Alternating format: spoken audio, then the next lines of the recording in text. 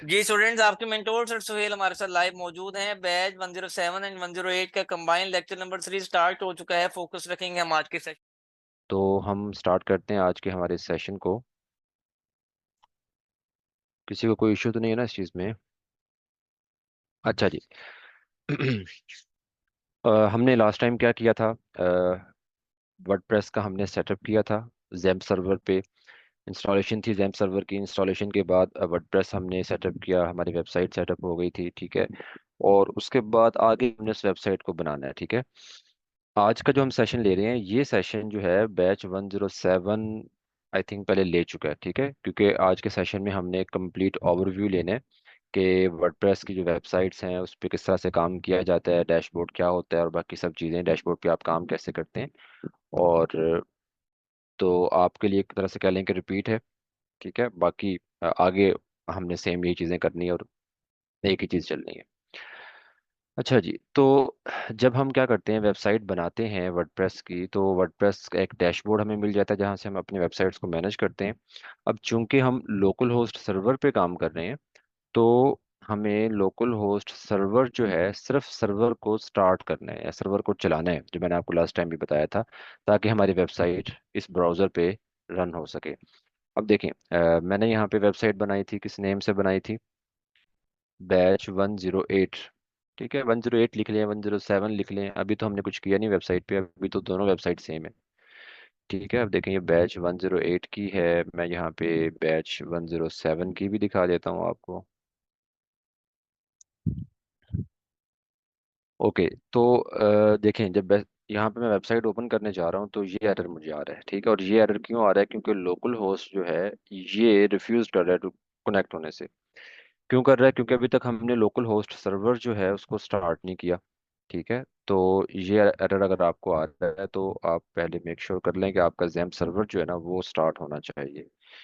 XAMPP server को मैंने आपको बताया था कि स्टार्ट मेन्यू से भी आप जैम्प सर्वर जो है यहाँ से ओपन कर सकते हैं, और जहाँ पे आपने इसको इंस्टॉल किया हुआ है, जैसे मैंने सी ड्राइव में किया है, तो वहाँ पे आप जाएंगे, सी ड्राइव में जैम्प का फोल्डर होगा, उस फोल्डर को ओपन करेंगे तो वहाँ पे भी जैम्प कंट्रोल के नेम से आपको जो है ऐप नज़र आ जाएगी। अच्छा जी। तो ये जैम सर्वर है। आप जब भी प्रैक्टिस करेंगे, अपनी वेबसाइट पे काम कर रहे होंगे, जैम सर्वर आपका स्टार्ट होना चाहिए। और जब आपकी प्रैक्टिस कंप्लीट हो गई है, आप इस काम को क्लोज करना चाह रहे हैं, ठीक है, कोई और काम कर रहे हैं सिस्टम पे या सिस्टम आप शट डाउन कर रहे हैं, कुछ भी कर रहे हैं, यानी कि आपने इसको क्लोज करना है। तो ये जो अभी हम स्टार्ट कर रहे हैं, दोनों चीज़ें, अपाचे सर्वर और माइस्क्वेल दोनों को हमने स्टार्ट कर दिया। अब ये स्टार्ट हो गया, इट्स मीन का सर्वर हमारा वर्किंग में है, सर्वर स्टार्ट हो गया।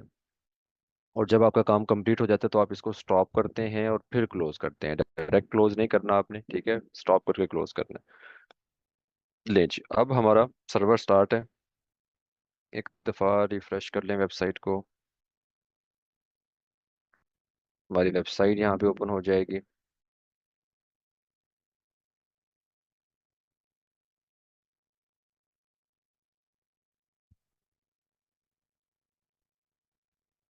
नहीं रिदा, फ़ोन पे आप ये काम नहीं कर सकते, हर चीज़ फ़ोन पे नहीं होती ना। अब आपने एक वेबसाइट बनानी है तो आपका जो इन्वायरमेंट है वो भी कंप्लीट एक डेस्कटॉप इन्वायरमेंट होना चाहिए। तो डेस्कटॉप इन्वायरमेंट आप जो है सिस्टम, लैपटॉप, पीसी, इस पे अपना काम करें।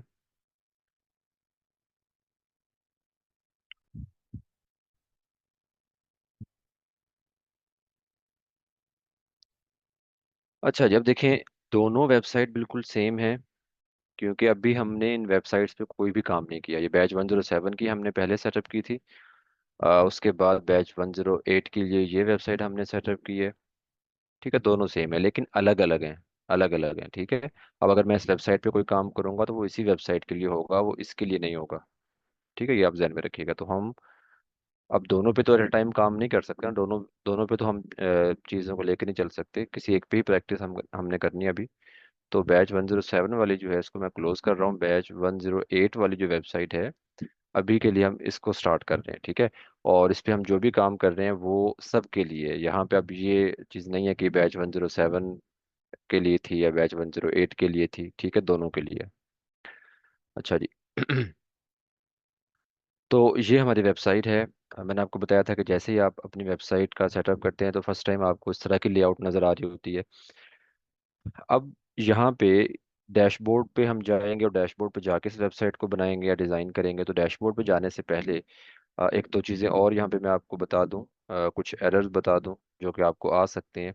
अच्छा, एक एरर तो ये आ सकता है कि जैसे मैंने ये जैम सर्वर स्टार्ट किया हुआ है, अगर आपका माई स्टार्ट नहीं है, अकेला अपाचे सर्वर स्टार्ट है, तो फिर यहाँ पे आपको डेटाबेस का एरर आ सकता है, क्योंकि माई जो है वो डेटाबेस को मैनेज करता है। और अगर जैम सर्वर पे माई नहीं चल रहा तो फिर आपको ये एरर आ रहा है। इट्स मीन कि आपका माई जो है वो स्टार्ट नहीं है जैम सर्वर पे, आप उसको भी स्टार्ट कर लें। ठीक है, दोनों चीज़ें स्टार्ट होंगी तो आपकी वेबसाइट यहाँ पे होगी, एक चीज़। दूसरी चीज़ ये कि जैम सर्वर स्टार्ट करने के बाद जब आप ब्राउज़र पे आते हैं और वेबसाइट ओपन करते हैं तो यहाँ पे आपने सर्च नहीं करना होता। ठीक है, क्योंकि ये जो आपको नज़र आ रहा है ये सर्च बार है। ठीक है, ऊपर यहाँ पे आपने टाइप करना है, नीचे जो सजेशंस आ रही हैं इन पे भी क्लिक नहीं करना। कुछ लोग क्या करते हैं कि नीचे सजेशंस आ रही होती हैं उन पे क्लिक कर लेते हैं और फिर उससे क्या होता है कि गूगल जो है वो सर्च करके दिखा देता है। सर्च करना एक डिफरेंट चीज़ है और डायरेक्ट यूआरएल के थ्रू कोई चीज़ ओपन करना एक डिफरेंट चीज़ है। जैसे मैं यहाँ पे अकेला अगर दराज लिख देता हूँ, ठीक है, तो इट्स मीन मैंने दराज लिख के सर्च किया तो देखें यहाँ पे उसने दराज दे दिया और दराज के नीचे उसने दराज के रेलिवेंट और भी लिंक दे दिए। ये सर्च है। और अगर मैं यहाँ पे यूआरएल बार में उसका डायरेक्ट यूआरएल इंटर करता हूँ दराज डॉट पी के, तो फिर डायरेक्ट उसकी वेबसाइट ओपन होगी। ठीक है, तो ये फ़र्क है सर्च करने में और डायरेक्ट यूआरएल इंटर करने में। तो आप जब अपनी वेबसाइट ओपन कर रहे होंगे तो आपने यहाँ पे डायरेक्ट यूआरएल इंटर करना है। यूआरएल के लिए आपका लोकल होस्ट स्लैश आगे जो भी वर्डप्रेस फोल्डर नेम आपने दिया हुआ है वो आपने देना है। और अगर यहाँ पे आप कोई स्पेलिंग मिस्टेक कर रहे हैं, लाइक मैं यहाँ पे 108 की बजाय इसको सिंपल जीरो यहाँ से रिमूव कर देता हूँ, या कोई भी स्पेलिंग मिस्टेक मैं यहाँ पे कर देता हूँ, और फिर जब मैं इसको इंटर करता हूँ तो ये नॉट फाउंड का एरर आएगा। और नॉट फाउंड का एरर कब आता है? जब सर्वर को ये चीज़ नहीं मिल रही होती या ब्राउजर को ये चीज़ नहीं मिल रही होती। ठीक है, तो जो हमने यूआरएल यहाँ पे इंटर किया है उस यूआरएल के अगेंस्ट सर्वर के पास कोई डाटा नहीं है। मतलब बैच 18 यहाँ पे लिखा गया और बैच 18 के नेम से कोई भी वर्डप्रेस फोल्डर या वेबसाइट जो है वो जेम सर्वर में नहीं हमने रखी हुई, तो इस वजह से ये एरर आ रहा है नॉट फाउंड का। ठीक है, एक तो ये रीज़न है नॉट फाउंड का एरर आने की। दूसरी रीज़न ये है कि अगर आपने जेम सर्वर जो है वो मल्टीपल टाइम इंस्टॉल कर लिया तो भी आपको नॉट फाउंड का एरर आएगा। क्यों आएगा? क्योंकि आपके सिस्टम में एक से ज़्यादा सर्वर मौजूद हैं। ठीक है, अब जब आप ब्राउज़र पे आके अपनी वेबसाइट यहाँ पे ओपन करना चाह रहे हैं, वेबसाइट को एक्सेस करना चाह रहे हैं, तो ब्राउज़र जो है उसको नहीं समझ आ रही होती कि वो किस सर्वर से वेबसाइट उठाए। ठीक है, तो वो सिंपली आपको नॉट फाउंड कह देता है। तो मेक श्योर करें, नंबर वन तो ये कि आपके सिस्टम में एक दफ़ा ही जैम सर्वर इंस्टॉल हो। और लाजमी नहीं है कि मतलब आप सी ड्राइव में है, दूसरा आपने डेस्कटॉप पे फोल्डर बना दिया या किसी और ड्राइव में बना दिया, नहीं, पूरे सिस्टम में एक हो। ठीक है, आप देखें आपके सिस्टम में कोई भी एक्स्ट्रा फोल्डर है जैम सर्वर का इंस्टॉलेशन फोल्डर, जैसे सी ड्राइव में इंस्टॉलेशन फोल्डर है ये वाला जो मैंने आपको लास्ट टाइम भी दिखाया था, ये वाला जिसमें जैम सर्वर की फाइल्स हैं। अब अगर सेम ऐसा ही फोल्डर जैसे ये जैम्प का है, ठीक है, मैं किसी और ड्राइव में या किसी और जगह पे बना दूं, तो इट्स मीन कि मेरे पास एक से ज़्यादा जैम सर्वर इंस्टॉल हो गए हैं। तो जैम सर्वर आपको एक दफ़ा इंस्टॉल होना चाहिए, फिर आप जो भी यहाँ पे नेम यूज़ कर रहे हैं वो एग्जैक्ट स्पेलिंग आपके होने चाहिए, तो आपको कोई इशू नहीं होगा और आपकी वेबसाइट यहाँ पे ओपन हो जाएगी। ठीक है, जैसे ये ओपन हो गई है। अच्छा जी, तो वेबसाइट ओपन हो गई है, पहले अपनी वेबसाइट जो है उसको ओपन किया करें। वेबसाइट आपकी ओपन हो जाए तो फिर ऊपर यूआरएल देखें क्या नज़र आ रहा है। ठीक है, ये यूआरएल है, कोशिश किया करें कि यूआरएल को टाइप किया करें। ठीक है, अब इस यूआरएल के आगे लास्ट में आपने wp-admin लगाना है, टाइप करना है। ठीक है, अब नीचे सजेशंस आ रही हैं इन पे क्लिक नहीं करना। ठीक है, टाइप करना है wp-admin, इंटर करना है तो आप आ जाएंगे डैशबोर्ड पे। ये आप न्यू टैब में भी कर सकते हैं, न्यू टैब में दोबारा से कंप्लीट यूआरएल लिख के और आगे wp-admin लगा के यहाँ पे यूज़र नेम और पासवर्ड दें और लॉग इन कर लें। ठीक है, ये आ गया जी आपकी वेबसाइट का डैशबोर्ड।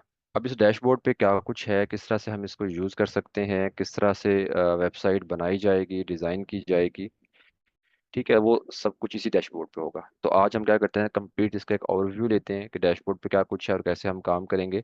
नेक्स्ट फिर हम one by one Aahista Aahista सब चीज़ों को बनाना और करना सीखेंगे, क्योंकि कोई एक दिन का काम तो है नहीं ये कि एक दिन में आप इसको सीख लें या एक दिन में मैं आपको सिखा पाऊँ, ठीक है। तो इंशाल्लाह हम आहिस्ता आहिस्ता इसको लेके चलेंगे। अच्छा जी, सबसे पहले तो यहाँ पे अगर आप देखें तो टॉप लेफ्ट कॉर्नर पे आपको जो है जो अपना साइट नेम नज़र आ रहा है, टाइटल, ठीक है। जब हमने सेटअप किया था तो मैंने वेबसाइट का जो टाइटल था वो दिया था LW लर्निंग। आपने जो भी टाइटल दिया होगा वो यहाँ पे आपको शो हो रहा होगा। तो अगर आप टाइटल पे क्लिक करते हैं या विजिट साइट पे क्लिक करते हैं तो अगेन आपको वेबसाइट विजिट हो जाएगी। ये वेबसाइट है यूज़र के लिए, यानी कि आप एक वेबसाइट बना रहे हैं ना, जैसे कि आप किसी भी वेबसाइट पे जाते हैं। अभी हमने दराज की वेबसाइट ओपन की, अब हमें वो वेबसाइट नज़र आ रही है लेकिन हमें उसका बैकएंड नज़र नहीं आ रहा, उसका डैशबोर्ड नज़र नहीं आ रहा कि किस तरह से लोग उसको मैनेज कर रहे हैं, किस तरह से वो वेबसाइट बनाई गई है, ठीक है।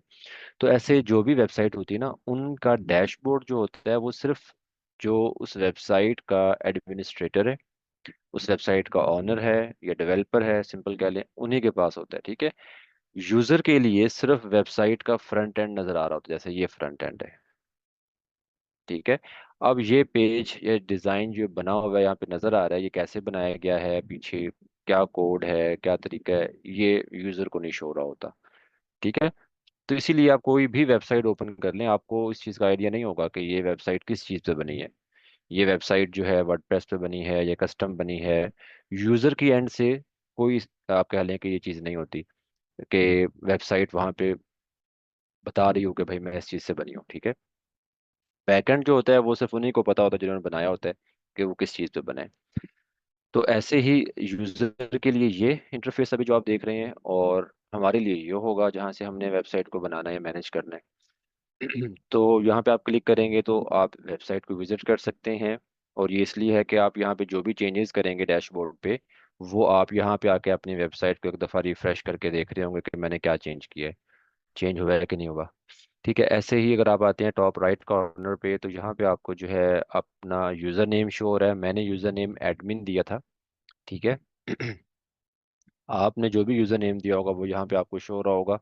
एडिट प्रोफाइल पे क्लिक करेंगे तो आपका जो प्रोफाइल है, ठीक है, यूज़र प्रोफाइल, वो यहाँ पे ओपन हो जाएगा। उसमें अपना यूज़र नेम चेंज कर सकते हैं आप, पासवर्ड चेंज कर सकते हैं, ईमेल वगैरह और सब कुछ। नीचे लॉग आउट करेंगे तो डैशबोर्ड लॉग आउट हो जाएगा।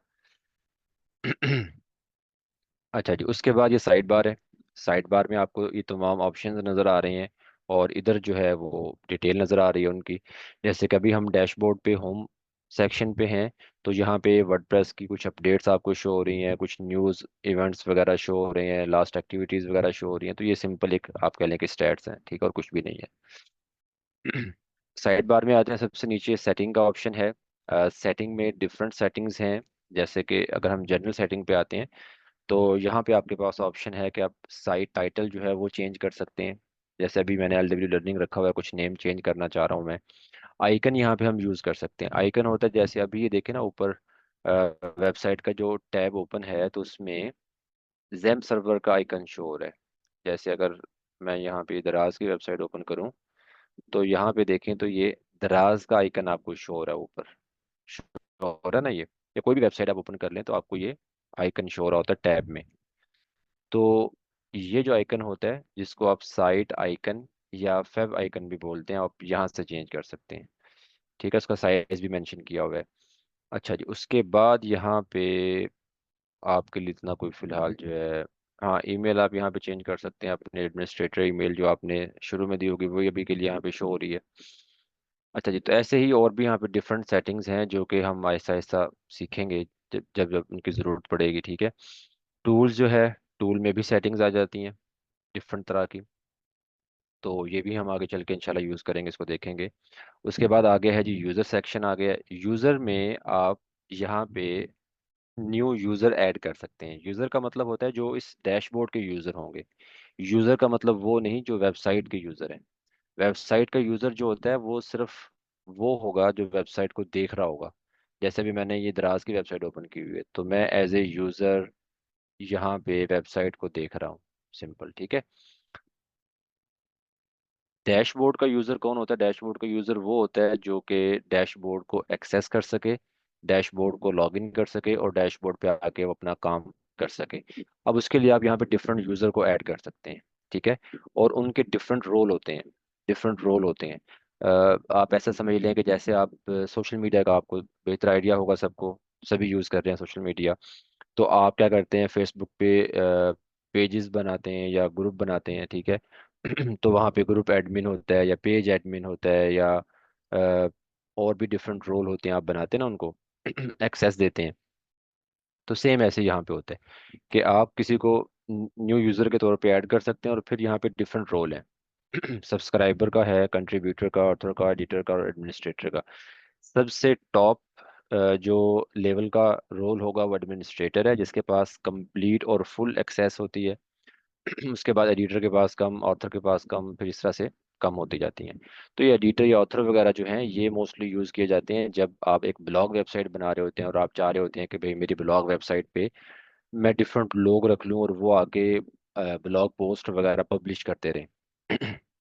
तो उसके लिए आप एडिटर या ऑथर वगैरह रख सकते हैं जी, ठीक है। अच्छा जी, उसके बाद प्रोफाइल पे क्लिक करेंगे। ये देखें, ये यूज़र है जो कि हम ऑलरेडी बना चुके हैं, ठीक है। ये जो एडमिन नज़र आ रहा है, ये वाला। तो अगर मैं इसको एडिट करता हूँ यहाँ से, तो इसको एडिट करने पे ये कंप्लीट ओपन हो जाता है, जिसमें यूज़र नेम, उसका पासवर्ड, ठीक है, ईमेल, ये सब चीज़ें मैं यहाँ पे चेंज कर सकता हूँ, ठीक है। इस तरह से जी, उसके बाद आ गया है जी प्लगइन्स का सेक्शन और उसके ऊपर है अपीयरेंस का सेक्शन, ठीक है। तो पहले हम डिस्कस करते हैं जी अपीयरेंस के सेक्शन को। अपीयरेंस जो है ये आपको जैसे नेम से ही आइडिया हो जाएगा कि अपीयरेंस का मतलब होता है जो चीज़ दिख रही है। जैसे ये वेबसाइट दिख रही है, ये इसकी अपीयरेंस है वेबसाइट की, ठीक है। अपीयरेंस में क्या होता है? अपीयरेंस में होता है कि आप वेबसाइट जब डिज़ाइन करेंगे तो वो डिज़ाइन करने के लिए जो कुछ आपने करना है, ठीक है। और उसके लिए वर्डप्रेस जो है वो यूज़ करता है थीम, ठीक है। वर्डप्रेस पे आप वेबसाइट बना रहे हैं तो आपको थीम चाहिए होते हैं। वर्डप्रेस क्या, बल्कि जितने भी CMS हैं, शॉपिफाई वगैरह और सब सब पे थीम चल रहे होते हैं, ठीक है। तो हम क्या करते हैं कि एक थीम लेते हैं। थीम जो है वो डिज़ाइन नहीं होता, एक सेट ऑफ स्ट्रक्चर होता है।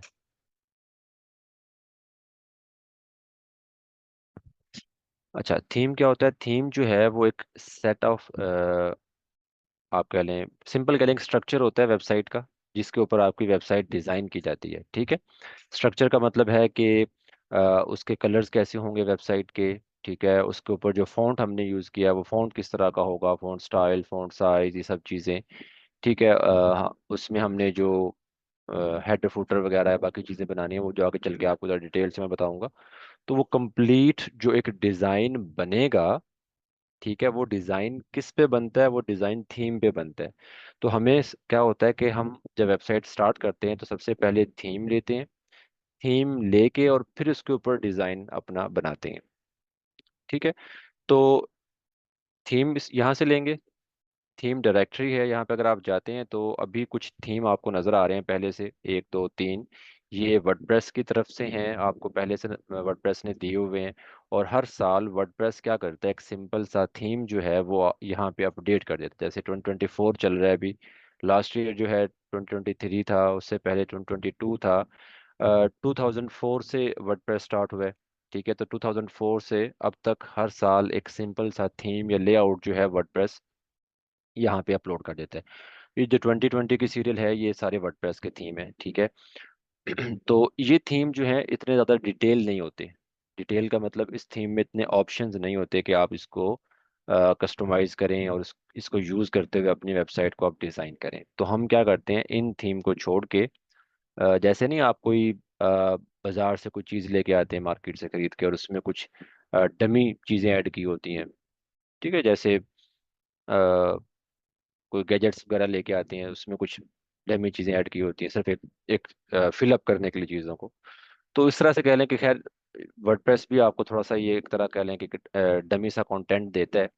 जिनको आप यूज़ करना चाहें तो कर सकते हैं, ठीक है। और अगर आप नहीं करना चाह रहे तो आप अपने तौर पे भी यूज़ कर सकते हैं। तो यहाँ से हम न्यू थीम जो है इंस्टॉल करते हैं और फिर आगे इसको स्टार्ट करते हैं। प्लगइन्स का सेक्शन जो है ये कंट्रोल करता है जो वेबसाइट पे फीचर्स या फंक्शनैलिटीज़ होती हैं, ठीक है। थीम जो है वो डिज़ाइन को कंट्रोल कर रहा है, डिज़ाइन थीम पे बन रहा है, ठीक है। प्लगइन्स जो हैं वो यूज़ किए जाते हैं फंक्शनैलिटीज़ या फीचर्स के लिए। लाइक अगर मैंने अपनी वेबसाइट पे एक फीचर ऐड करना है कि मेरे सोशल मीडिया जो हैं, जैसे कि इंस्टाग्राम वगैरह या फेसबुक वगैरह, उनकी जो स्टोरीज हैं या रील वगैरह या कह लें या पोस्ट वगैरह जो कह लें, वो मैं अपनी वेबसाइट पे दिखा सकूं। यानी कि अगर मैंने अपने सोशल अकाउंट से कोई भी स्टोरी अपनी जो है पोस्ट वगैरह मैंने की है, तो वो यहाँ पे वेबसाइट पे भी खुद ब खुद शो हो जाए। तो ये एक फीचर है, ठीक है, जो हम करना चाह रहे हैं। तो उसके लिए प्लगइन्स यूज़ करेंगे। अब कौन सा प्लगइन होगा उसको हम सर्च करेंगे, देखेंगे कौन सा प्लगइन अच्छा है, बेहतर है, फ्री है या पेड है, हम वो देख के प्लग इंस्टॉल कर लेते हैं। ऐसे ही आप अपनी वेबसाइट पे व्हाट्सएप इंटीग्रेट करना चाह रहे हैं तो उसके लिए प्लगइन होगा। यानी कि हर काम के लिए, हर फंक्शनैलिटी या फीचर के लिए जो आप वेबसाइट पे लगाना चाह रहे हैं, उसके लिए अलग अलग प्लगइन्स हैं।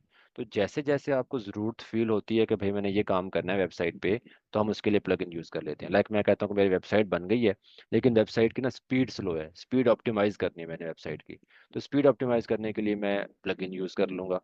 ठीक है, देखूंगा कौन सा अच्छा प्लगइन है, वो प्लगइन मैं यूज़ कर लूँगा। ठीक है, क्योंकि एक काम के लिए मल्टीपल प्लगइन है ना, डिफरेंट। जैसे आप करते हैं ना अपने मोबाइल में, कि आपने कोई भी काम करना हो, आप उसके लिए डिफरेंट ऐप यूज़ कर लेते हैं। ठीक है, इमेजेस वगैरह आपने एडिट करना हो, वीडियो आपने एडिट करना हो, तो आप उसके लिए डिफरेंट ऐप यूज़ करते हैं ना। तो फिर आपको कोई बताता है कि भाई फ़लाँ ऐप जो है बहुत अच्छी है, उसमें आपको ज़्यादा ऑप्शन मिल रहे हैं, वो फ्री है और इस तरह से करके। तो फिर आप देखते हैं कि ये ऐप अच्छी है तो उसको यूज़ करना चाहिए। तो सेम ऐसे ही हम यहाँ पे प्लगइन्स को यूज़ करेंगे। हमें जब भी ज़रूरत होगी किसी काम की, हम उसके रेलेवेंट प्लगइन देखेंगे और उसको इंस्टॉल कर लेंगे। तो प्लगइन्स जो है वो ऐसा नहीं है कि हम पहले से ही इंस्टॉल करके रखें अपने पास, इस ज़रूरत पे हम इसको यूज़ करते रहते हैं। ठीक है, तो ये दोनों चीज़ समझ आ गई हैं आपको, थीम और प्लगइन जो कि मेन चीज़ है वेबसाइट पे। उसके बाद आते हैं जी पेजेस की तरफ। ठीक है, पेजेस क्या होते हैं? पेजेस होते हैं, जब आप वेबसाइट बनाते हैं तो वेबसाइट पे आपको डिफरेंट पेजेस नज़र आ रहे होते हैं, होम का, अबाउट अस का, कॉन्टैक्ट अस का, सर्विसेज का, पोर्टफोलियो। आप कह लें कि डिफरेंट नेम से आपको डिफरेंट पेजेस नज़र आ रहे होते हैं हर वेबसाइट पे। पेजेस हम क्यों बनाते हैं? पेजेस हम बनाते हैं ताकि हमारी जो वेबसाइट का यूज़र है वो नेविगेट कर सके डिफरेंट कंटेंट पे नेविगेट कर सके। ठीक है, अब उसमें आप कोई भी वेबसाइट ओपन कर लें और उस वेबसाइट पे आप जाते हैं, उस वेबसाइट पे आपको डिफरेंट चीज़ें नज़र आ रही हैं, कुछ स्लाइडर लगा हुआ है, इमेजेस लगी हुई हैं, कंटेंट लगा हुआ है, और आप कहते हैं कि मैंने कांटेक्ट करना है, इनसे कांटेक्ट करना है, मतलब जिसकी वेबसाइट है। अगेन हम यहाँ पे दराज की, अब मेरे जहन में कोई और एग्जांपल नहीं आ रही है इस वजह से। अदरवाइज आप देख सकते हैं अपने तौर पे भी, ये कोई चीज़ें ऐसी नहीं है जो कि किसी एक वेबसाइट पे हो, हर वेबसाइट पे ये चीज़ें आपको नज़र आ जाती हैं। अब ये वेबसाइट आ गई है, ये वेबसाइट का होम पेज है। होम पेज का मतलब जो वेबसाइट ओपन होते ही आपको शो हो रहा हो, होम पेज भी बोलते हैं इसको, फ्रंट पेज भी बोलते हैं। तो ये फ्रंट पेज या होम पेज जो है, इस पे तो जाहिर है ये ई कॉमर्स स्टोर है या एक प्लेटफॉर्म है ई कॉमर्स, तो यहाँ पे तो प्रोडक्ट्स ही प्रोडक्ट्स आपको नज़र आ रही हैं। लेकिन मैं चाह रहा हूँ कि मैं यहाँ पे देखूँ, दराज के बारे में रीड करूँ कि दराज है क्या। तो नीचे मुझे देखे ना, दराज का अबाउट अस का ये पेज नज़र आ रहा है। अगर मैं अबाउट अस पे जाता हूँ तो यहाँ पे उन्होंने दराज के बारे में बताया होगा कि भाई दराज है क्या, हु वी आर, ठीक है, और हमारा मिशन क्या है, वैल्यूज़ क्या हैं, टीम क्या है हमारी, किस तरह से काम कर रहे हैं, ये सब कुछ तो उन्होंने बताया हुआ है। तो उसके लिए उन्होंने एक पेज बना दिया है। ठीक है, उस पेज के ऊपर जो जो कंटेंट वो दिखाना चाह रहे हैं, कोई वीडियो दिखाना चाह रहे हैं यहाँ पे, या फिर वो कोई अपनी जो है इमेजेस दिखाना चाह रहे हैं यहाँ पे, वो टीम अपनी मेंशन करना चाह रहे हैं, कुछ भी कर सकते हैं वो। ठीक है। मैं कहता हूँ कि मैंने कांटेक्ट करना है इनसे, तो यहाँ पे कॉन्टैक्ट अस का पेज होगा, कॉन्टैक्ट अस पे क्लिक करेंगे तो कॉन्टैक्ट रेलिवेंट डिटेल्स आ गई हैं। ठीक है, उन्होंने यहाँ पे डिफरेंट ऑप्शंस दिए हुए हैं कि किस तरह से आपने कॉन्टैक्ट करना है। तो ऐसे ही पेजेस जो हैं वो बनाए जाते हैं हर वेबसाइट पे। कितने पेजेस बनते हैं, कौन कौन से बनते हैं, ये हर वेबसाइट की डिफरेंट सिनेरियो होता है। जितनी बड़ी वेबसाइट होगी, जिस लेवल की वेबसाइट होगी, वो उसी हिसाब से पेजेस को बना रहे होंगे। सिंपल अगर हम वेबसाइट की बात करें, सिंपल वेबसाइट पे आपको home, about us, contact us, services, ये पेजेस आपको नजर आएंगे तकरीबन हर वेबसाइट पे। डिफरेंट नेम हो सकते हैं थोड़ा बहुत, जैसे कि अबाउट अस को लिखा हो सकता है हु वी आर, ठीक है, या सर्विसेज को लिख सकता है व्हाट वी डू। ठीक है, तो नेम चेंज कर सकते हैं, लेकिन चीज़ तो वही पेज ही है ना वो। तो पेजेस हम यहाँ से बनाएंगे। अभी के लिए आपको ये दो पेजेस नज़र आ रहे हैं जो कि डमी हैं या वर्डप्रेस की तरफ से पहले से हैं। हम न्यू पेजेस यहाँ से क्रिएट करके उस पर अपना काम करेंगे। ठीक है, अच्छा जी, उसके बाद यहाँ पे एक सेक्शन है जी पोस्ट का। पोस्ट का जो सेक्शन है वो यूज़ किया जाता है वेबसाइट पे पोस्ट करने के लिए। और पोस्ट कब की जाती है? जब आप कोई कंटेंट पब्लिश करना चाह रहे हैं रैंडमली। ठीक है, रैंडमली का मतलब है कि मैं कुछ न्यूज़ पब्लिश करना चाह रहा हूँ कि ये न्यूज़ मेरी वेबसाइट पे है, अपनी कंपनी के बारे में बताना चाह रहा हूँ, या फिर मेरी एक ब्लॉग वेबसाइट है, ब्लॉग वेबसाइट पे मैं डेली बेसिस पे आर्टिकल्स पब्लिश कर रहा हूँ। ठीक है, हेल्थ रेलिवेंट मेरी एक ब्लॉग वेबसाइट है या टेक रेलिवेंट एक ब्लॉग वेबसाइट है, और मैं वहाँ पे डेली बेसिस पे चाह रहा हूँ कि भाई मैं आज को 3 4 5 आर्टिकल्स पब्लिश कर दूँ ताकि लोग उसको पढ़ें, उसको रीड करें। न्यूज़ वेबसाइट पे आप जाते हैं तो वहाँ पे हर 5 10 15 20 मिनट बाद, घंटे बाद न्यूज़ आ रही होती हैं। ठीक है, तो वो भी पोस्ट होती हैं। तो ये पोस्ट होती हैं। अब चूंकि पोस्ट बहुत ज़्यादा होती हैं, पोस्ट का कोई लिमिट नहीं हो सकती। ठीक है, जैसे अगर सिंपल मैं यहाँ पे कोई न्यूज़ वेबसाइट ओपन कर देता हूँ। ठीक है, तो ये एक न्यूज़ वेबसाइट मैंने ओपन की है। अब इस न्यूज़ वेबसाइट पे कुछ सैकड़ों की तादाद में आपको पोस्ट नजर आएंगी एक दिन में ही। आपको यहाँ पे कोई जो है ना अच्छी खासी पोस्ट, जैसे अभी देखे ना, ये एक ही दिन की, मतलब आज की ही पोस्ट है ये। ठीक है, इसका टाइम देखें, हर 5 मिनट बाद, 10 मिनट बाद, कोई आप कह लें कि यहाँ पे फिक्स टाइम नहीं है, रैंडमली उनको जो है यहाँ पे पब्लिश कर रहे हैं वो। ठीक है, तो ब्लॉग वेबसाइट जो होती हैं, ब्लॉग वेबसाइट्स पे आर्टिकल्स पब्लिश किए जाते हैं, पेजेस भी होते हैं। ठीक है, लेकिन ज़्यादा फोकस किस तरफ होता है? आर्टिकल्स की तरफ, पोस्ट की तरफ। तो वो जो आर्टिकल्स पब्लिश किए जाते हैं, जैसे कि ये न्यूज़ वेबसाइट भी ब्लॉग वेबसाइट है। यहाँ पे मैं WP बिगिनर जो है इसको ओपन कर देता हूँ। ये आप लोगों के लिए बहुत अच्छी एक वेबसाइट है, यहाँ से आप वर्डप्रेस के रिलेवेंट बहुत सा कंटेंट रीड कर सकते हैं, तो ये भी एक ब्लॉग वेबसाइट है। ठीक है, ऐसे ही आप यहाँ पे कोई और टेक लिख लें, हेल्थ लिख लें, कुछ भी लिख लें, तो आपके पास यहाँ पे जब कोई वेबसाइट आती है जहाँ पे आप आर्टिकल्स रीड कर रहे होते हैं। ठीक है, ये देखिए न्यूज़ वेबसाइट आ गई है ये भी, टेक क्रंच। तो इन पे क्या होता है कि इन पे आर्टिकल्स लगे होते हैं जिनको आप रीड कर रहे होते हैं। तो ये ब्लॉग वेबसाइट्स कहलाती हैं जहाँ पे आर्टिकल्स वगैरह या न्यूज़ वगैरह पोस्ट की जाती हैं, और इनके ऊपर ये जो कंटेंट आपको नज़र आ रहा होता है ये पोस्ट की सूरत में पब्लिश किया जाता है, पोस्ट की सूरत में। ठीक है, अब चूंकि बहुत ज़्यादा, ये देखिए पेजेस यहाँ पे भी नीचे आपको नज़र आ रहे होंगे, अबाउट अस का, कॉन्टैक्ट अस का, दूसरे पेजेस हैं। ठीक है, अब चूंकि बहुत ज़्यादा यहाँ पे कॉन्टैक्ट कंटेंट होता है, सॉरी, पोस्ट बहुत ज़्यादा पब्लिश की जाती हैं, जैसे मैंने आपको अभी ये दिखाई न्यूज़। ठीक है, अब एक दिन में यहाँ पे आप कह लें कि मेरे ख्याल में 100+ पोस्ट हो गई होंगी एक दिन में पब्लिश। अब जब इतनी ज़्यादा पोस्ट पब्लिश की जा रही हो तो बहुत ज़्यादा एक मैस क्रिएट हो जाता है। तो फिर लोग क्या करते हैं, इन पोस्ट को कैटेगराइज कर लेते हैं। कैटेगराइज करने का फ़ायदा ये होगा, अब एक ये न्यूज़ वेबसाइट है, अब जाहिर है यहाँ पे स्पोर्ट्स की भी न्यूज़ आ रही होंगी, यहाँ पे बिजनेस की न्यूज़ भी आ रही होंगी, यहाँ पे आप कह लें कि एजुकेशन या हेल्थ की भी न्यूज़ आ रही होंगी। डिफरेंट है ना? तो अब कोई की वेबसाइट पे आए और वो सिर्फ ये कहे कि मैंने जो है वो सिर्फ हेल्थ के रेलिवेंट ही न्यूज़ यहाँ पे रीड करनी है या एजुकेशन के रेलिवेंट करनी है, तो वो क्या करते हैं, इसको कैटेगराइज कर लेते हैं। ठीक है, तो हम पोस्ट यहाँ से करते हैं और पोस्ट की कैटेगरी यहाँ से बनाते हैं। ठीक है, अब मैं एक वेबसाइट बनाता हूँ, लाइक मैंने कहा कि जी मैंने न्यूज़ वेबसाइट बनानी है और उस न्यूज़ वेबसाइट पे मैं हेल्थ की पोस्ट लगाया करूँगा, मैं वहाँ पे एजुकेशन की पोस्ट लगाया करूँगा, और मैं वहाँ पे लगाया करूँगा स्पोर्ट्स के रेलेवेंट। ठीक है, तीन तरह के बस।